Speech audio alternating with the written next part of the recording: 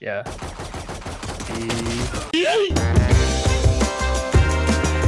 So dudes, let's go to Breach. Let's go! Welcome back to the Gregor Gaming Experience. In this video, I discuss Breach's abilities and how to use them. Breach is an initiator, but he's kind of weird because he doesn't have any dedicated intel gathering abilities in the same vein as Skye, Sova, or KO. Skye has her doggo and a bird, Sova has his recon bolt and a robot bird, and KO is a robot with an intel gathering knife. Breach has a bunch of tannerite sitting around. Maybe he treats these as intel gathering abilities, I don't know. He doesn't seem like a very subtle person. Now, Breach might seem like a character tailor-made exclusively for attacking, but if you play timing games effectively, you can make some clutch defensive plays as well. Breach's main ability, EARFQUAKE, 'cause you make my earthquake. Breach does a Donkey Kong wind-up and eventually sends a concussive blast through a marked area identifiable on his mini-map. The blast zone winds up briefly with the flash, then detonates, concussing people caught by it. It also goes through walls, and that's pretty much his gimmick. Breach doesn't care about walls. The stun messes with your vision, crosshair placement, and also lowers the fire rate of your gun, basically making you a big fucking target. Of course, he can deploy these stuns out in the open if he wants, but this basically means that the most important thing for you to pay attention to as a Breach player is your minimap, because that's where the ability is going to do the thing. It has a wide range of effect, and this might seem really cool until you realize that your positioning sucks, and there's a double-edged effect here, because you can end up stunning your teammates if you're not careful. What you want to do with these is be the first in line, get the stun down, and then let your teammates play off of them. Or get the stun down from a safe angle somewhere else. Basically, what you want to do with these is line that blue piece up with the area of the map that you want to stun. Some spots, you can stun the entire room, or you can prevent a certain kind of push from happening.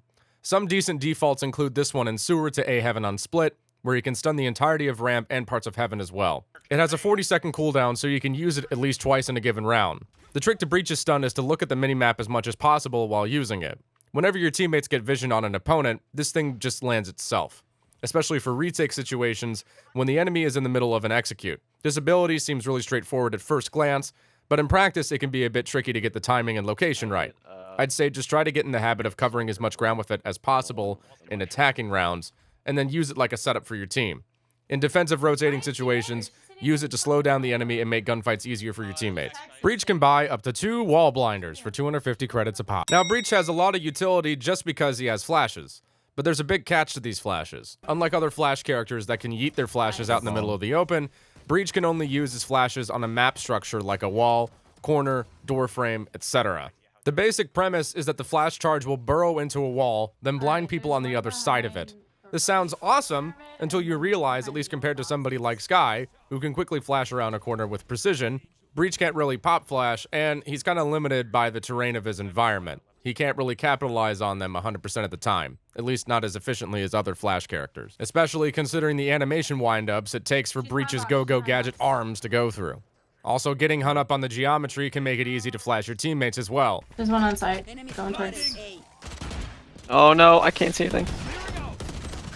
Damn it.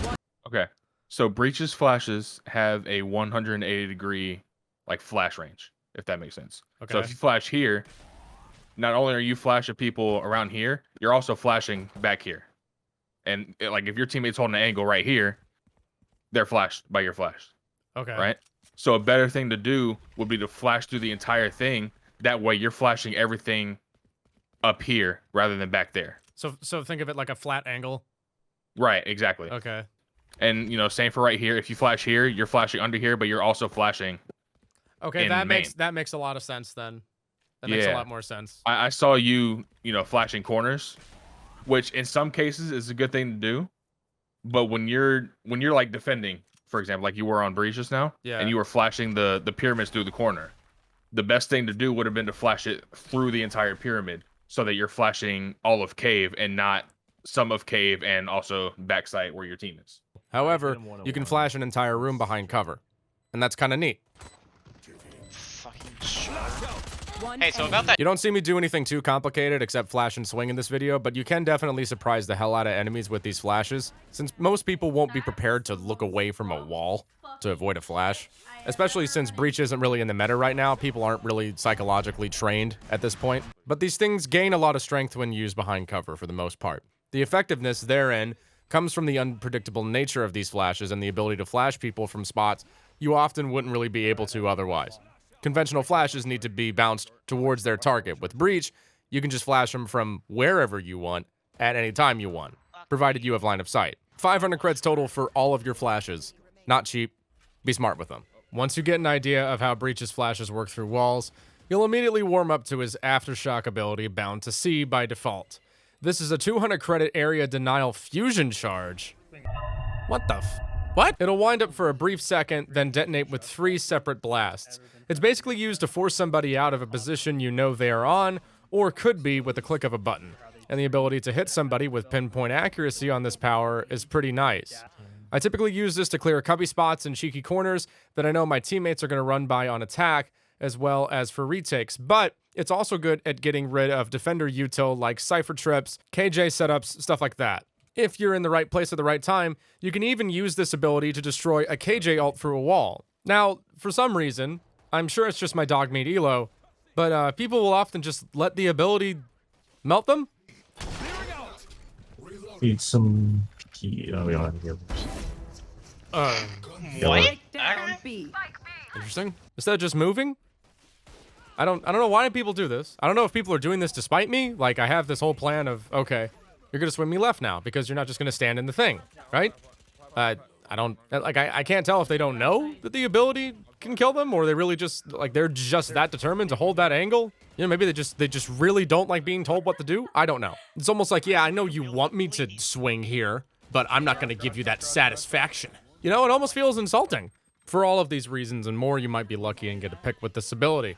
On attack, use it like a corner camper deleter, and on defense, it's a very powerful delay tool. Like Breach's stun, you can see where this will detonate in blue on the minimap. Breach's infamous DaBaby impression is a 7-point ult that basically says, fuck everybody in this general direction. Okay, that's it. I mean, if you really want to know, okay, look at the minimap. Look at it. Yeah. It has a wind-up animation where Breach charges up his laser and sends an earthquake times 10 million across everything marked in red. Its entire effective radius being marked to the enemy team as well, so they'll have a brief window of opportunity to escape its effect. The closer you are to the origin point of the quake, well, the more unlucky you are. The ult has a knock-up effect that throws you in the air, and then a lengthy concuss of 6 seconds, which is usually more than enough time for the enemy to finish a side execute or to stop said enemy's execute if you use it against them during their push. Timing is everything here. Like I said with this, pretty much the entirety of Breach's kit, his best friend is the minimap. Play off sound cues, play off visual cues that happen when your teammate gets line of sight on an enemy, and let it loose at the right time. This is a pretty easy to use ult. Go up to a wall, line up the ult with the spots you want to stun, and then click. Use it to start and execute with your team on attack, and to stop an enemy's push dead in its tracks on defense. Breach isn't a terribly well-rounded initiator, but he's very good for a specific kind of strategy in mind on attack, pushing the envelope and creating engagements for your team, and he's really good in retake situations on defense when the enemy already has the site. If you want to see more videos like this, subscribe to the Gregor Gaming Experience, and hit the like button. It helps me out a great deal. I'll see you guys in the next video. Deuces. Go, baby, let's go.